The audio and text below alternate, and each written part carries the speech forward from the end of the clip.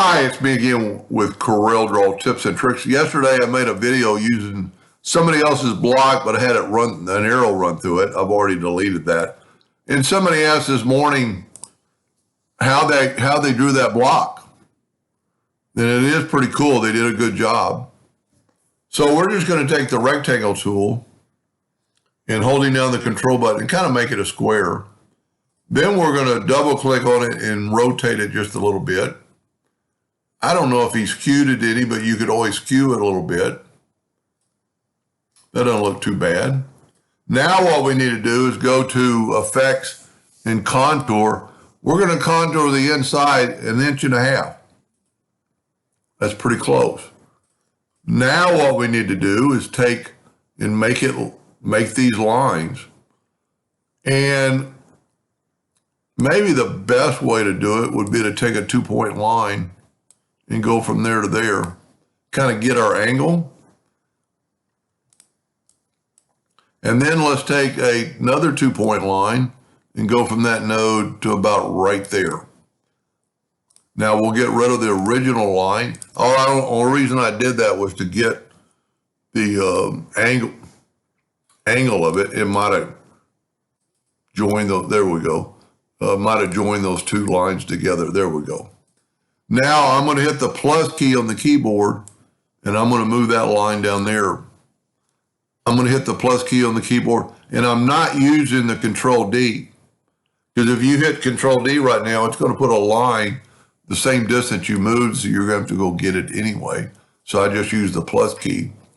Now the outside lines are relatively easy because all we have to do is go from a 2-point line to a 2-point line. I'm going from node to node. The inside line is a little bit harder. We need the correct angle, and I've made a little mistake right there. You can always grab your shape tool. Well, if I do that, let me tell you what, let me back up.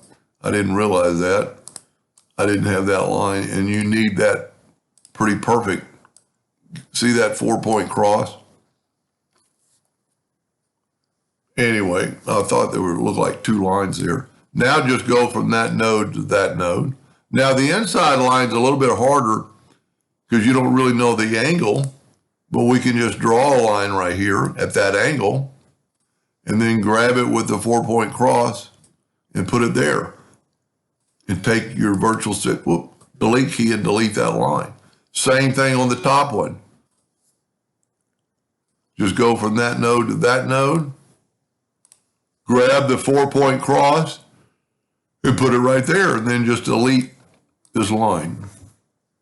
Now, looking at this thing closely, he did a good job. He's got darker edges, but I'm just going to use the Smart Fill tool.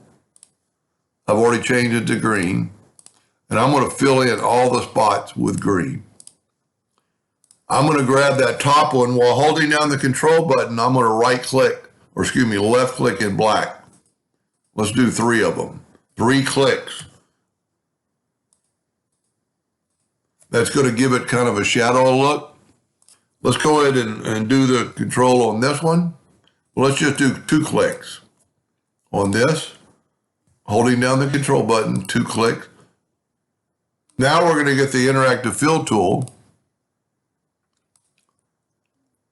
And I'm just going to swipe across there and try to put black on that edge.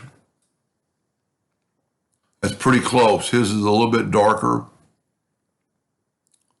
but I think that looks good. Now you could normally use the attribute eyedropper, but since this is an angle, so select your item first, then go to the interactive fill tool and just kind of swipe through at that angle.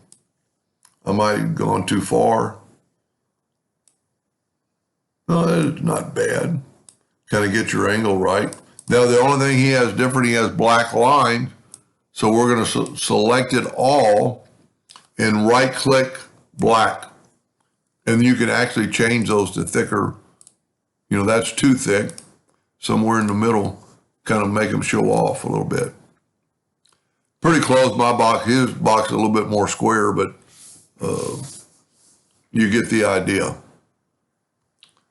Anyway, I hope that helped just a little bit, and thank you for watching.